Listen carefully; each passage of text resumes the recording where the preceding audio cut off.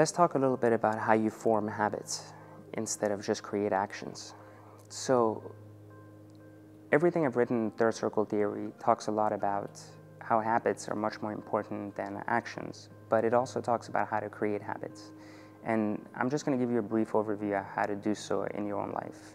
When you think of something that becomes habitual, it becomes habitual because your behaviors, your actions are actually consistent. When you have an action that occurs over and over, and it becomes part of your life, that's how a habit is born. So it's the repetition of the action that creates pretty much the habit. Now, consistency is born through observation. The more we observe people who are consistent, and the more we practice the actions that we believe to be better for our life daily, the more likely they are to become habitual in what we do.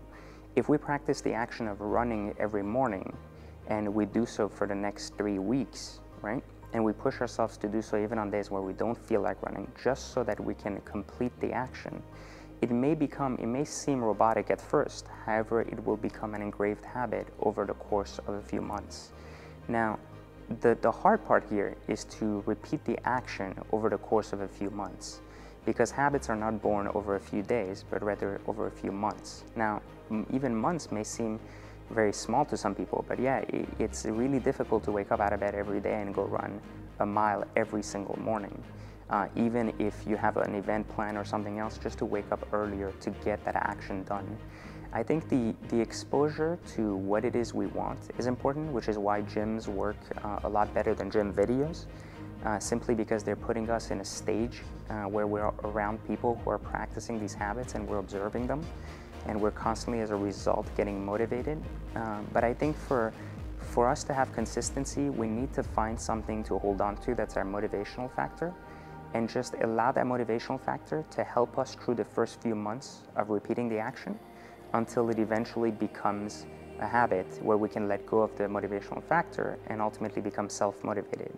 So it all ties into our belief system. If we believe we can or can't do something, we're absolutely correct, like Henry Ford once said. We're absolutely correct because we have to believe we're capable of losing weight to actually go out there and practice the actions that will help us lose weight.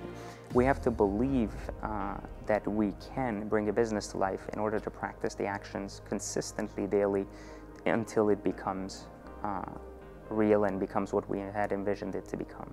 The one thing I would say, the one element to master when you're very young that's very important is just making sure you never fail. And what I mean by that is failure is important, but true failure is when you give up. If you choose to never give up, regardless of how many times you fail in between, you can't actually fail. All you're doing is just finding new ways to make it work.